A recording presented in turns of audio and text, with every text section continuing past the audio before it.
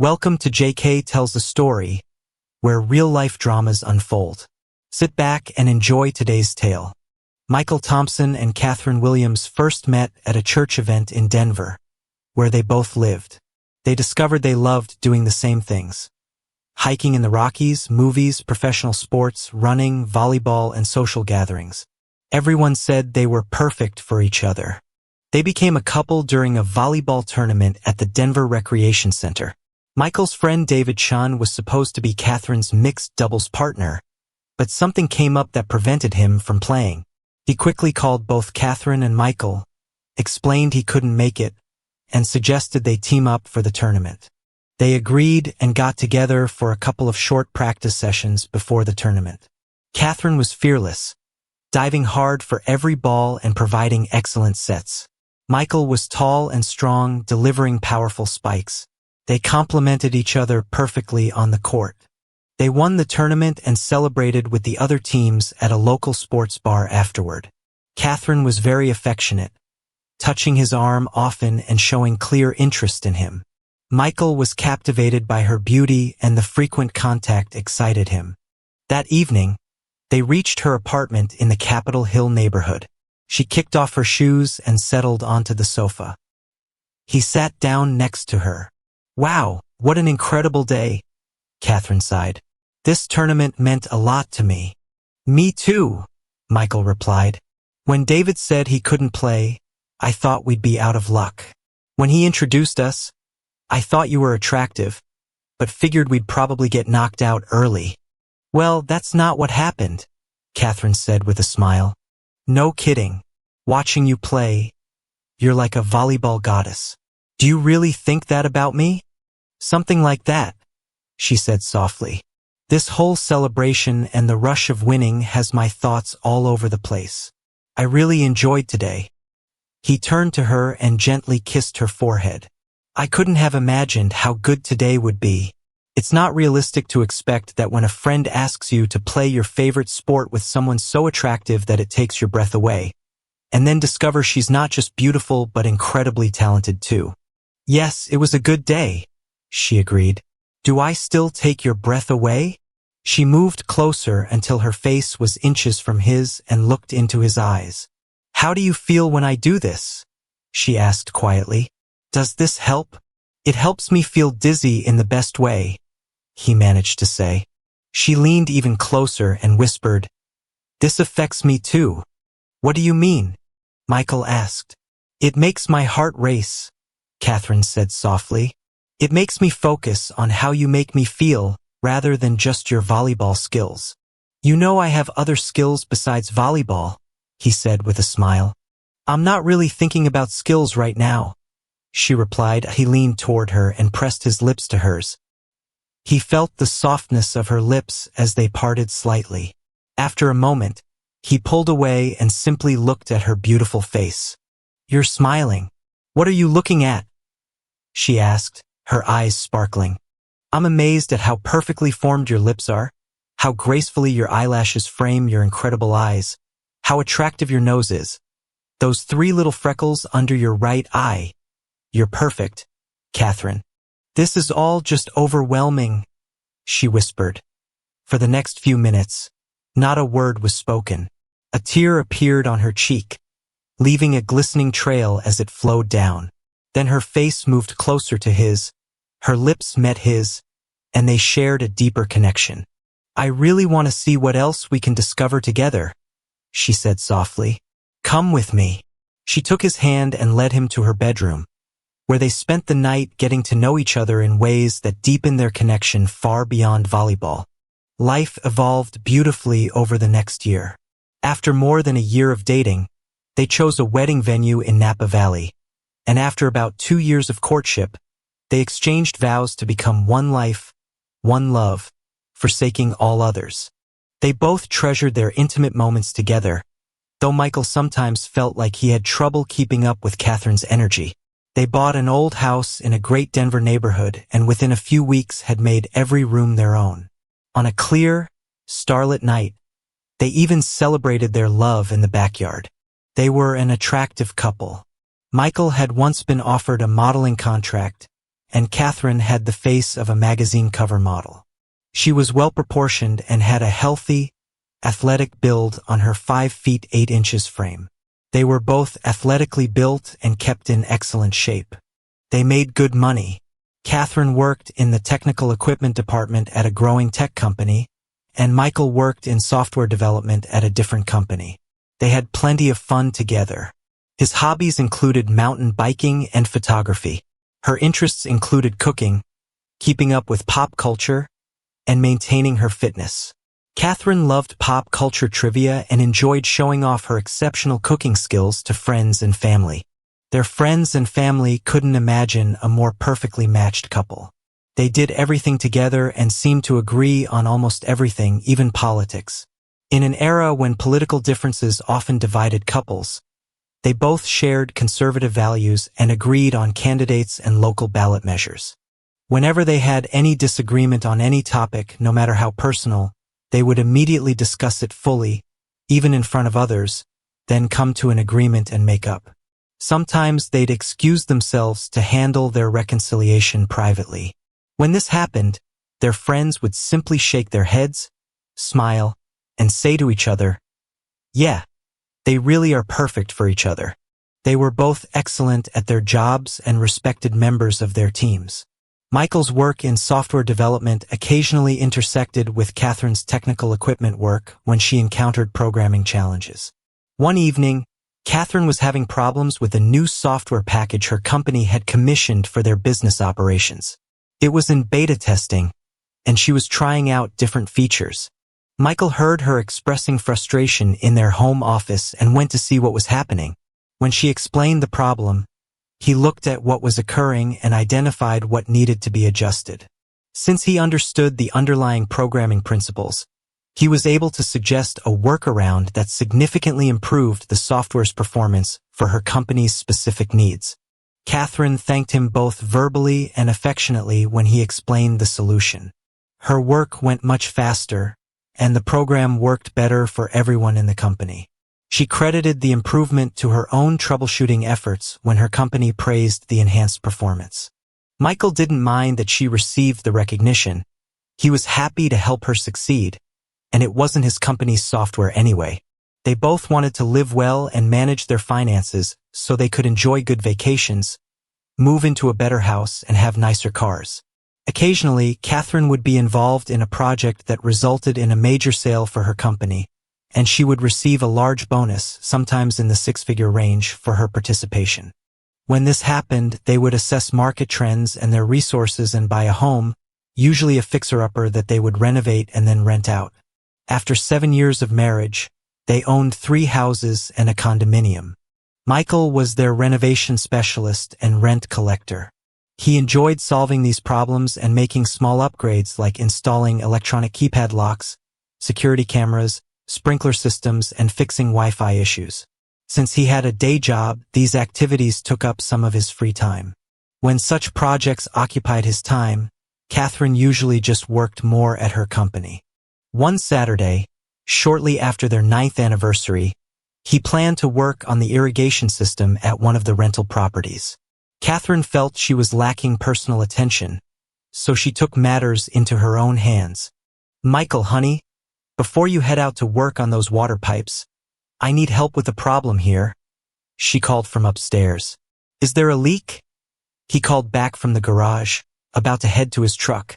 "Not exactly, but there's definitely some plumbing that needs attention," she replied playfully. "Then I better check it out," he said, putting down his tools and heading upstairs. Entering the bedroom, he stopped in his tracks. Catherine had arranged a romantic surprise that made it clear the irrigation system would have to wait. That day, he didn't leave the house, but they spent considerable time on their own kind of home improvement project, one that left both of them thoroughly satisfied. They had talked about having children as soon as their finances allowed, and now that they owned several properties and their bank accounts totaled 6 figures, Michael was eager to get that phase of their life started before they got older. Catherine insisted they wait a little longer to secure a couple of career goals and ensure their financial future was on the best path. Catherine received a promotion and felt like she had a real career, not just a job. On their 10th wedding anniversary, they won a cornhole tournament at a party thrown by their friends and family. The theme of the party was perfect for each other. The entire group then departed in 2 rented limousines for a 4-day tour of Colorado wineries. Returning home, Michael and Catherine began removing their clothes as soon as they walked through the door and celebrated their anniversary as a married couple should. In the living room, on the stairs, and in the bedroom. Life was good. After all, they were perfect for each other. Catherine was recognized for her efforts at work when she was promoted to the new position of Director of Divisional Services. She was absolutely delighted and told Michael about it when she got home. They went to dinner at a high-end restaurant and celebrated again when they returned home, multiple times that evening. At work, Catherine met a very handsome new executive, very similar to Michael in many ways, tall, handsome, and in good shape. He was the newly hired director of new accounts named Bradley Morrison, who lived in Los Angeles but traveled to their Denver office at least monthly. Many of the women in the office were attracted to his easy smile, fashionable suits, stylish haircut, and flirtatious manner. The workplace had a policy discouraging romantic relationships between different levels of the organizational chart, so directors were discouraged from dating those in lower positions. However, there was no strict rule prohibiting relationships between those at the same organizational level. The office manager, Patricia Rodriguez, was a divorced mother of 2 who enjoyed the company of attractive men. Bradley definitely noticed Catherine. His initial assessment was straightforward. Catherine was an exceptionally attractive woman. He asked around and discovered that she was happily married. Bradley unilaterally decided that no marriage could be perfect without some excitement to enhance the wife's life. Bradley and Catherine went to lunch several times to discuss business. Since they were equals, this seemed natural. Bradley did some research and found out what her husband did for a living and what her favorite places, activities, and foods were. It became apparent that Catherine was truly proud of her accomplishments and how hard she had worked to earn her recent promotion. In meetings and lunches, he often directed comments toward topics that emphasized achievement and made her feel good about herself, suggesting that she was becoming a more valuable person because of her accomplishments. Their company focused its new account work on Los Angeles because it had several potential clients there, and Bradley focused on accounts that would fall into Catherine's area of expertise. He often asked her to come to Los Angeles to help explain how her division would provide excellent service after a client signed a contract with their company. Catherine was good at this, and Bradley made sure to highlight her contribution so that she would receive praise from her boss and colleagues. He skillfully maneuvered workplace discussions so that comments were made emphasizing what a valuable person Catherine had become and how much the company's leadership team valued having someone of her caliber on the team. When Catherine came to Los Angeles for meetings, Bradley ensured they went to the best restaurants and most interesting events. Catherine found herself looking forward to spending time with Bradley. A few months after her promotion, she found herself caught up in all this excitement, and she and Michael were spending intimate time together less and less frequently.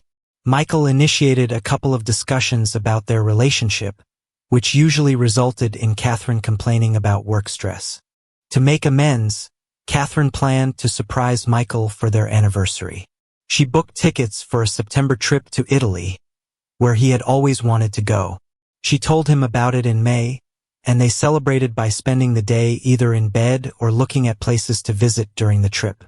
A few weeks later, her company scheduled an executive retreat for July in Scottsdale, Arizona. Catherine had to attend. Catherine made a decision and told Michael about it over dinner. "Michael, honey, I have some news. What do you want to hear first?" "Just tell me," he replied. "Okay. I've decided that to save money so we can continue to grow our investments, the September trip to Italy is being postponed to a future date, and we'll be going to Scottsdale in July instead." Michael was silent for at least a minute. "I thought you were having an executive retreat in Scottsdale in July." "Yes, this is actually great for us. We get a hotel room paid for by the company for the week, so that saves us money. It's a wonderful vacation destination with great resorts and restaurants. I bet we can even play volleyball at the resort." But if you're working, how will we play volleyball or do anything together? Work should be finished by lunchtime every day, and we can stay the following weekend to make sure we have time just for ourselves. Well, I think we have enough money in the bank, and I'd love to spend a week in Scottsdale, but I don't see why we have to cancel our trip to Italy. I haven't been to a new place in a long time, and I don't want to wait another year.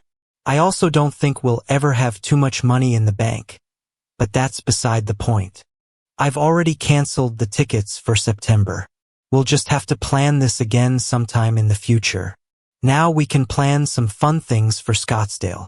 Further discussion changed nothing. Michael decided to make dinner reservations and see what volleyball tournaments were happening while they were there. Before leaving for Scottsdale, Catherine took another trip to Los Angeles. She never gave details about her travels, and when Michael asked what she did after work, it was usually described as dinner meetings with potential clients or dealing with West Coast client issues that required her attention during Mountain Time evening hours. Scottsdale was indeed a great place to relax at the resort. The restaurants were excellent too. They arrived on Sunday afternoon and checked into their hotel to enjoy some pool time. They even got an hour of volleyball at the resort's sand courts with a couple they met. It was welcome night that day, and Catherine asked if Michael could attend. Her boss Patricia gave permission. At the dinner party, Catherine spent considerable time with Bradley. Michael didn't like it, and when he suggested she stay closer to him, she said it was just business. They were there for a business retreat, after all. Noticing Michael looking somewhat isolated, Patricia, who had always thought Michael was quite attractive, wandered over to him and started talking. She had already been introduced to everyone and knew he was a technician in another industry and a competent person. She'd had a few drinks and tried her best to entertain Michael. He sensed that she was getting a little too forward, touching his arm while talking and grabbing his wrist at certain moments. He tried to be polite but made it clear he wasn't interested and then walked away. Patricia felt awkward and didn't appreciate the rejection. The event finally ended, and Michael was able to convince Catherine to spend time with him at the bar for drinks. But Bradley showed up, and it wasn't much quality time together in the end. They decided they'd had enough for the day. Once in their room, Catherine was too tired for any romantic activities, as Michael had feared. Catherine's work sessions tended to run much longer than expected, until 5 p.m., and they had 4 nights of executive-only events. Michael would often wait in the hotel lobby for her to finish, either at the end of the day or around lunchtime. Michael did get some volleyball time, and the resort was full of attractive people. But as nice as their company was, it wasn't the kind of attention he wanted. When Patricia, still resentful that Michael had rejected her advances, realized that Bradley was making dismissive remarks about people below the executive level, she joined in. She later used Michael as an example of worker bees versus executives, when the topic of different organizational levels came up in management discussions. In short, Scottsdale wasn't much of an anniversary celebration. They were intimate maybe 4 times during the entire week. A disappointing anniversary celebration for Michael. Catherine left excited about her position in the company. When they returned from Scottsdale, life continued much the same as before. Michael worked, Catherine worked extensively in Los Angeles. Whenever Michael asked about her time there, he received standard answers about client meetings and business development. In mid-September, he made another attempt to discuss it. Catherine, until this year, I never thought your company was so focused on Los Angeles. What changed? You're right, that wasn't the case before, but now it turns out we're growing rapidly, and it helps to have a concentration of customers in one place so our people can handle multiple issues in one trip. Why are you so involved with sales? I thought you were in service. Patricia says having a post-sales service person involved during part of the sales process results in higher closing rates. It seems to really work. Either way, this is all part of a year-long push, and it should slow down after this. The company will continue to look for sales, but the focus will shift much more to service than sales. I have more meetings in Los Angeles this week, and then just a trip to the Midwest the first week of October. Michael was looking forward to having her home for the following week and hoped that when this year-long initiative was over, they could get back on track. They had become more like roommates, and their physical intimacy was reduced to about 4 times a month. Catherine returned home from Los Angeles on Friday. Michael welcomed her home with grilled steak and her favorite wine. She hugged him and kissed him briefly.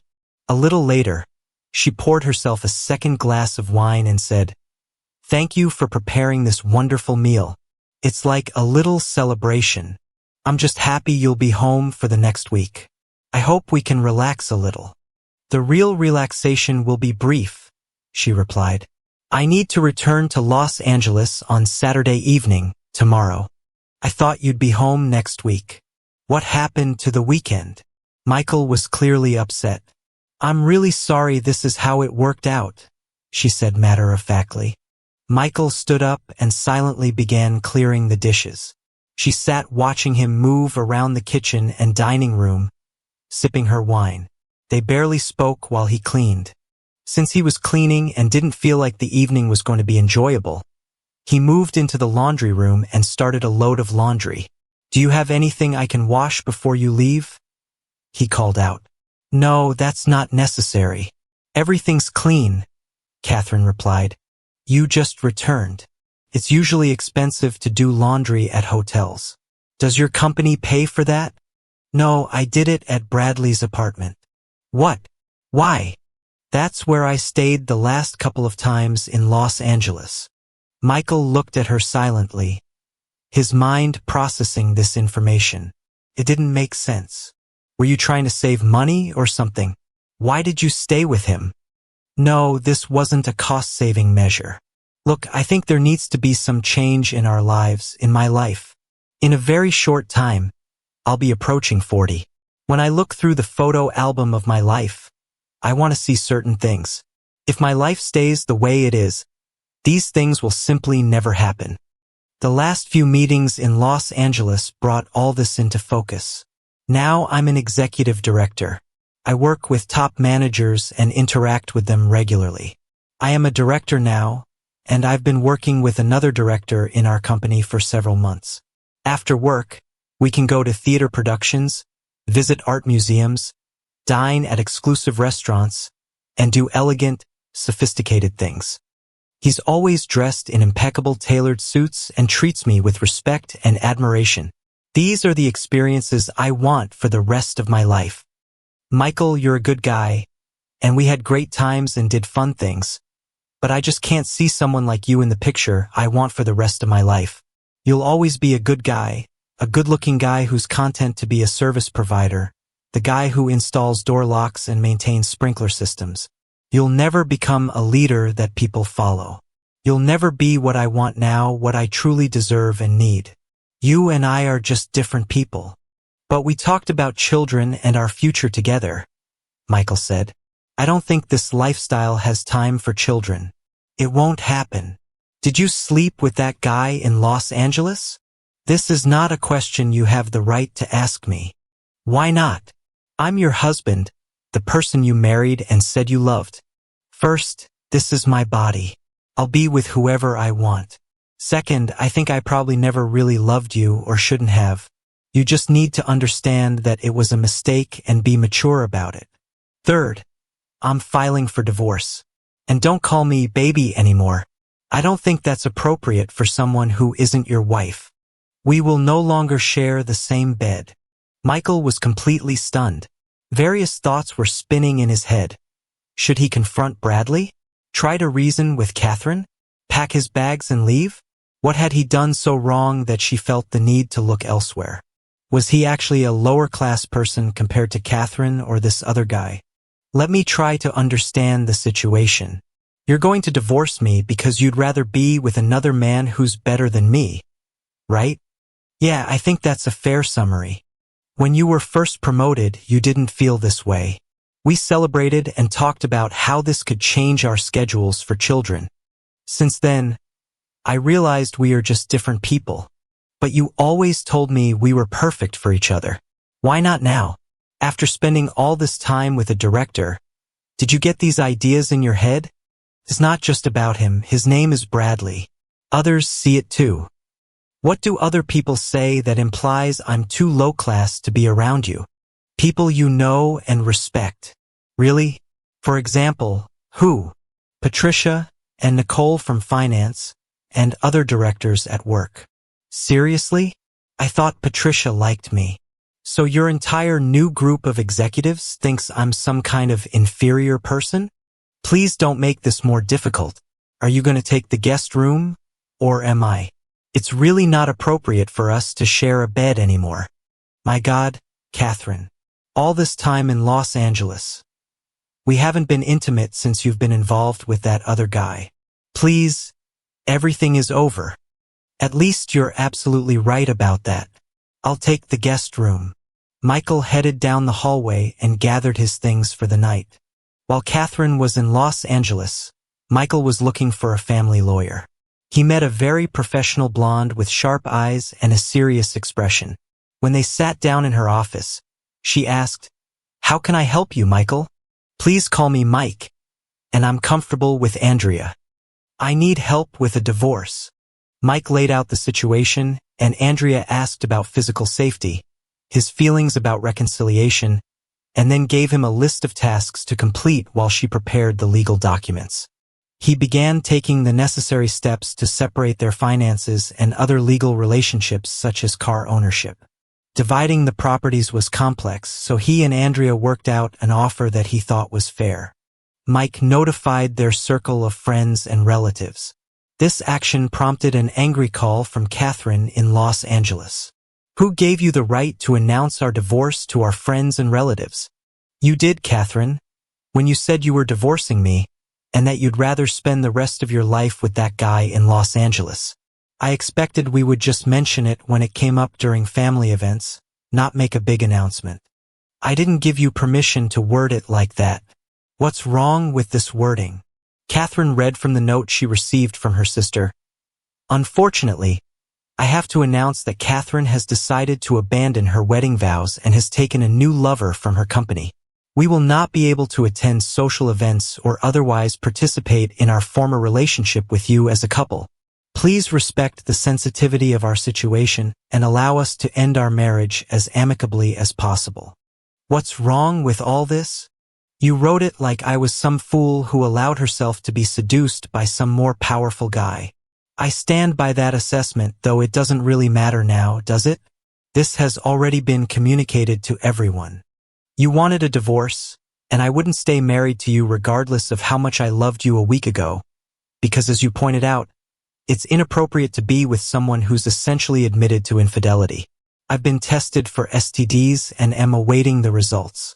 I suggest you do the same, since if he was involved with you while you were married to me, he could have others he's pursuing as well. She ended the call abruptly. Although Mike got some satisfaction from this exchange, he still didn't sleep well. He couldn't help but think about what he had done wrong. Thoughts of all the truly wonderful times they had together kept running through his mind. The trips they took, the places they shared intimate moments, the ways they expressed their love. Food seemed to be losing its taste. Their lawyers did their jobs and the assets were divided. They each maintained their own retirement accounts, and the cash accounts were separated.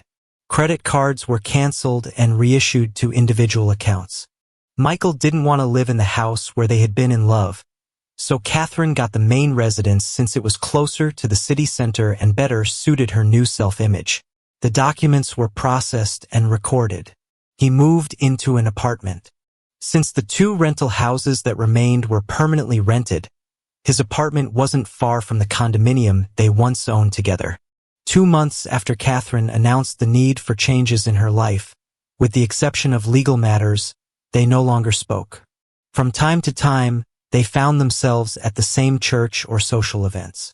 The first time she brought Bradley, she insisted on reintroducing him. "Bradley, this is my ex-husband, Michael." Bradley extended his hand with a confident smile. "I've heard a lot about you, Mike." Michael looked him in the eyes but did not extend his hand. "I wish I could say the same." He looked at Catherine, shook his head, and turned away. As time went on, Michael observed the reactions of their mutual friends and divided them into two groups.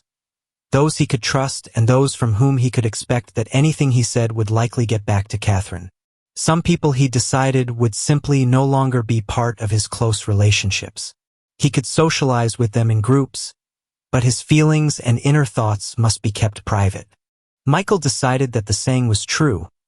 Breaking up is hard to do. When Michael's friends at work found out about the divorce, they were very supportive. His boss called him into the office. "Mike, if you need anything, just let me know. This must be very difficult, and if you need time off or someone to talk to, I'm here. I've had relationship problems in the past, and sometimes it helps to talk through decisions and organize thoughts." "Thank you, Stephen, for your kind words. I know it's difficult to deal with all the aspects of this kind of situation. And if thoughts of revenge haven't occurred to you, they will. When this happens, don't take any actions that could land you in legal trouble. I can guarantee that a few minutes of satisfaction won't be worth the potential years of legal consequences." "Good advice. Thank you. It sounds like you have some experience in this area." "That's true. What kind of response can a person in my position have that's appropriate?" "That's a good question. There are different approaches. I suggest you look at this like a programming problem. Lay out all the specifications, risks, unacceptable elements such as physical confrontation, and various areas you might consider that could provide what you might consider appropriate consequences. Maybe financial, maybe legal, maybe social. You have to decide what areas are important to these people and be creative as you've been in your work here. You've given me a lot to think about. If you need time off, just let me know." Michael went out and found a quiet place to think. He got permission from Stephen to use the conference room and got to work using a whiteboard. He listed the following types of consequences: social, financial, professional, self-esteem, legal. He decided to gather a couple of his close friends at work to help him think it through. They convinced him to add physical and technical to the list. They laid out a matrix with these categories in the left column and ideas for appropriate responses in each category on the right. They allowed ideas to flow freely without judgment to facilitate creative thinking and ended with some unrealistic ideas and some that were promising. At the end of the session, he took a photo of the entire thing and stored the whiteboard in a closet.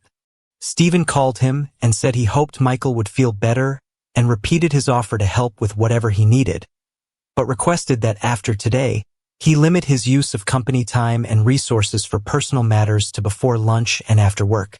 Michael thanked him for his patience. A couple of days later, a friend from church was playing racquetball with Michael. "Are you going to participate in the annual church sand volleyball tournament next month?" he asked.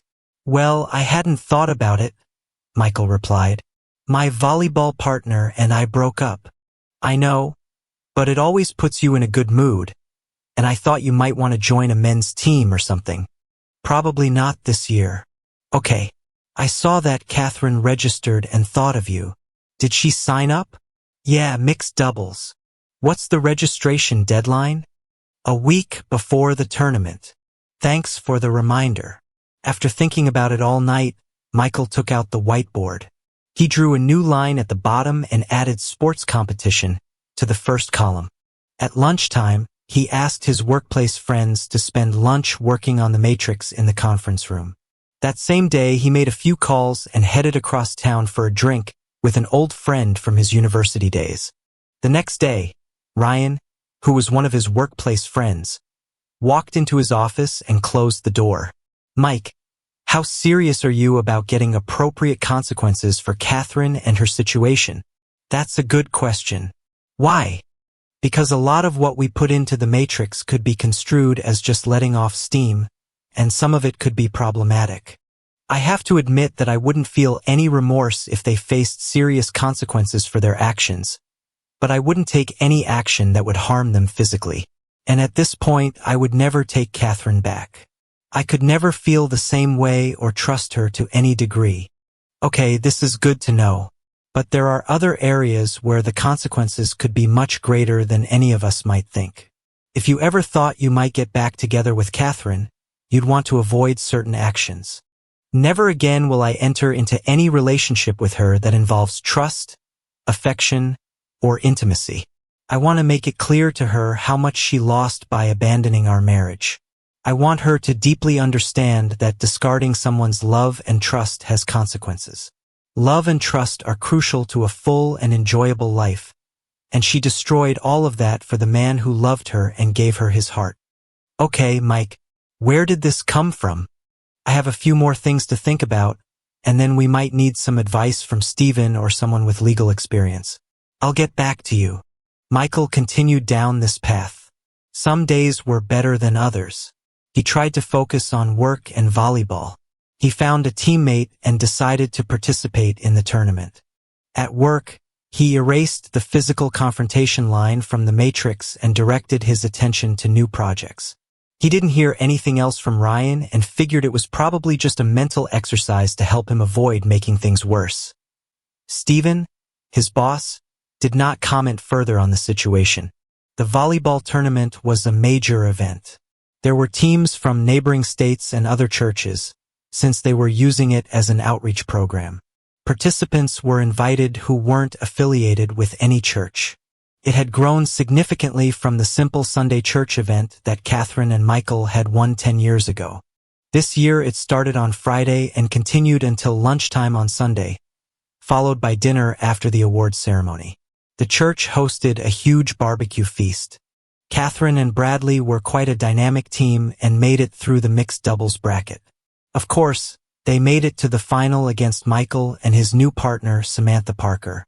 Samantha was a stunning green-eyed beauty in her 30s with fiery red hair that seemed to form a radiant halo around her head when you looked directly at her. Her skin showed freckles from sun exposure, stretched smoothly over her 6-foot athletic figure, which she covered with the 3/4 sleeve shirt she and Michael wore as their uniform. There was usually a decent crowd for the finals, but there were rumors of possible drama due to the personal history, and everyone wanted to see which way it would go and if there would be any emotional outbursts. It was a large crowd. There was one moment that could have caused problems. When Michael didn't shake hands at the start of the match, he claimed he had an arm issue and didn't want to risk it before the match. The match went fairly smoothly, although it probably favored Michael and Samantha more than Catherine and Bradley. The first team was fast and strong. The other team was like ballet on the court. Michael and Samantha seemed to simply be where they needed to be to hit the ball or make the play. Samantha was stunningly graceful in her ability to leap to incredible heights to spike or block, leaving audiences amazed. There was a point during the second game where things seemed to take a different turn. About 5 points in, whenever Michael got a chance to make a point, he seemed to stop aiming for the open court and start targeting his opponents directly.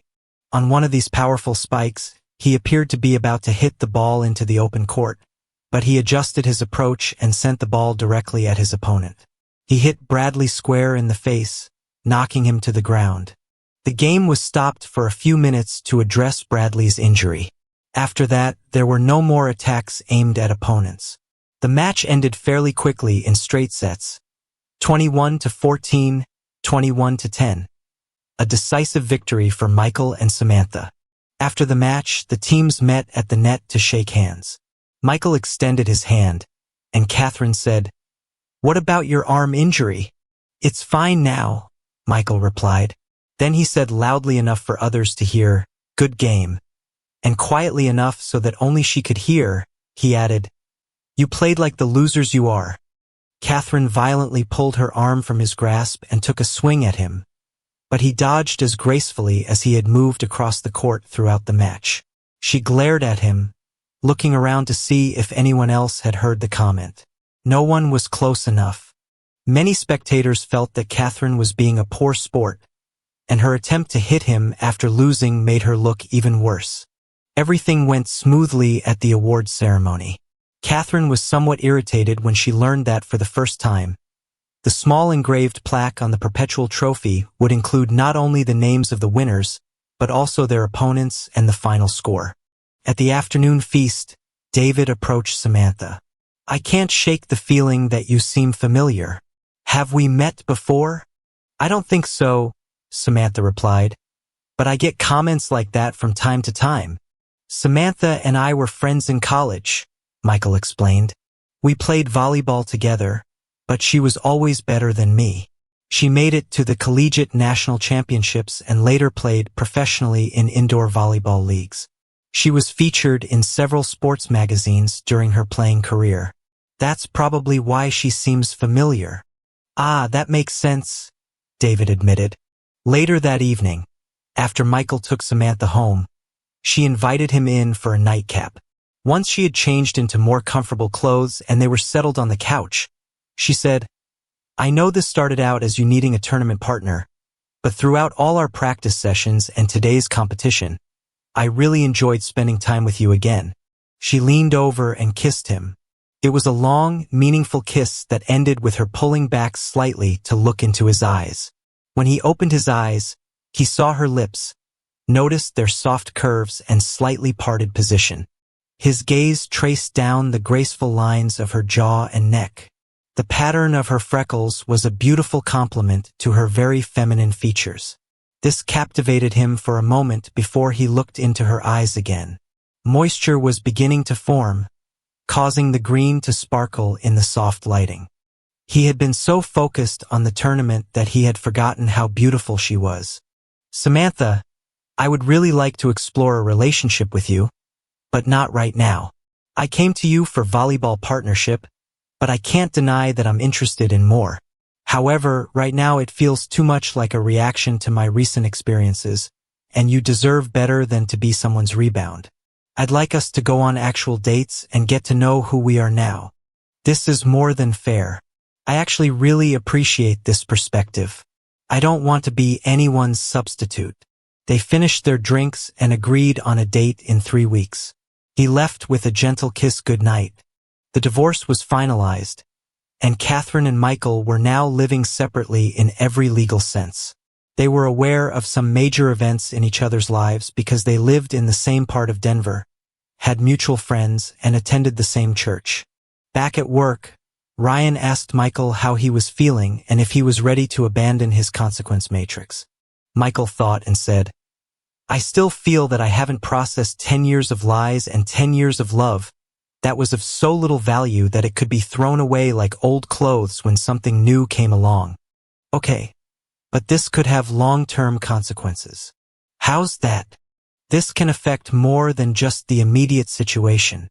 At noon, Michael's workplace friends gathered in the conference room, setting up the matrix board. Before they started, Michael said, "Ryan came up with a new idea for the legal category, but first let me update this." Michael rewrote one category to appropriate consequences, and in the box next to it, in red ink, he entered public embarrassment from volleyball. He continued writing in red, social humiliation from divorce announcement, and sports humiliation. Red means it's completed. Now it's up to you, Ryan. After Ryan explained his idea, the room fell silent. His suggestion concerned 2 aspects of the same action. The first part he had already discussed with Stephen and was in the process of implementing, but the second was left to Michael's discretion. A discussion followed about the pros and cons of the proposed actions. The meeting adjourned, leaving Michael to decide whether to proceed or not. Michael took a few weeks to consider his options as his life moved forward. Michael made his decision and continued with his life. Life included finding out that Catherine was pregnant and living with Bradley in the apartment she received after the divorce. Michael hadn't attended church since the volleyball tournament, but one Sunday after the service, he ran into Catherine in the parking lot. "Are you going to congratulate me?" Catherine asked. "I thought your career-focused lifestyle was too important for children, or was his influence too strong to resist?" "It was planned." "How far along?" 5 months. "So you got pregnant right around the time the divorce was being finalized." A life opportunity is a life opportunity. Well, looking at the trophy in the church display case this morning, you and your partner are still recorded as the losers. You're just as much a loser in life as you were on that court. Just in case you're wondering where I am if you don't see me next week, Bradley and I are going to Colorado Springs for a long weekend. A nice getaway. Enjoy the mountain air, Michael suggested, turning away. "Goodbye, loser," she said, getting into her modest sedan. Decisions had been made. Actions had been taken. Life continued. Catherine's company encountered problems that began to complicate the situation. Patricia was on edge, as were the CFO and general counsel. As with all modern companies, this anxiety spread throughout the organization. Several people were laid off and budgets were tightened. Problems at work intensified tensions in Catherine's apartment. As her pregnancy progressed, Bradley became less interested in doctor visits and other events associated with impending parenthood. Changes at work interfered with his travel schedule, and he became irritable. His move to Denver from Los Angeles hadn't made him as happy as he thought it would, and their relationship began to show strain. During this period, the root cause of the company's recent problems was identified as a legal issue regarding their software. It turned out that years earlier, when Catherine's company was developing their core software platform, they had unknowingly incorporated code that belonged to another company. The original violation occurred when a previous software contractor had copied proprietary algorithms without permission. Since Catherine's company was now using this software as the foundation of their service offerings and had been selling licenses to other companies, they shared liability for the unauthorized use. To make matters worse, they had been generating significant revenue from software that contained stolen intellectual property. The company that owned the legal rights to the code had recently discovered the violation through a routine audit and wanted immediate compensation. They demanded licensing fees for all past usage, penalties for unauthorized distribution, and ongoing royalty payments. After months of legal battles, the options remained unchanged and could no longer be delayed. Catherine's company could either stop using the program entirely or enter into a licensing agreement that would cost them millions. Removing the software and starting over with a new platform would essentially put them out of business due to the time and cost involved. They were forced to agree to a licensing deal that required substantial upfront payments and ongoing royalties that would significantly impact their profitability for years to come. The budget cuts caused by these enormous unexpected expenses led to widespread layoffs and salary reductions throughout Catherine's company. By the time Catherine was approaching her due date, she and Bradley were sometimes barely civil roommates. One day she came home from work to find that most of Bradley's belongings were gone, and he was removing the last items from the closet. "What are you doing?" she asked. "I got a job offer in Seattle. I need to go. I have a flight to catch. When will you be back? Our baby will be born any day now. I don't plan to return anytime soon. You have health insurance for the delivery. But what about everything we discussed? How to raise the baby and take care of him? Yeah, the more I thought about it, the more I realized this isn't for me. You know what kind of person I am, Catherine. I enjoy fine restaurants, art galleries, and weekend getaways. I don't like diapers, sleepless nights, or having my schedule revolve around a child. Bradley, how can you say that? I thought you loved me, and once the baby was born, our relationship would get back to normal. I have to go. This is better for both of us." He closed the door behind him. Catherine collapsed on the sofa in tears. Sobs filled her chest, tears flowed freely, and her breathing became labored. Suddenly she felt a rush of liquid. "Oh my God, my water just broke," she thought. She tried to pull herself together and think about what to do next. She called one of her former colleagues from work. "Nicole, could you help me? My water just broke, and Bradley just left for the airport." "Oh, Catherine, I'm sorry, but I'm out of town visiting family. Try calling Susan or someone from church. I wish I could help."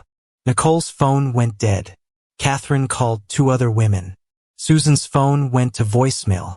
Her call to another friend yielded no answer. Her body was telling her there was no more time to waste. She stumbled to the bedroom, grabbed her hospital bag, and headed to the car. She had difficulty getting into her sedan but managed to open the door, throw her bag on the passenger seat, and get behind the wheel. She attempted the 20-minute drive to the hospital. After only half a mile, she realized she simply couldn't continue.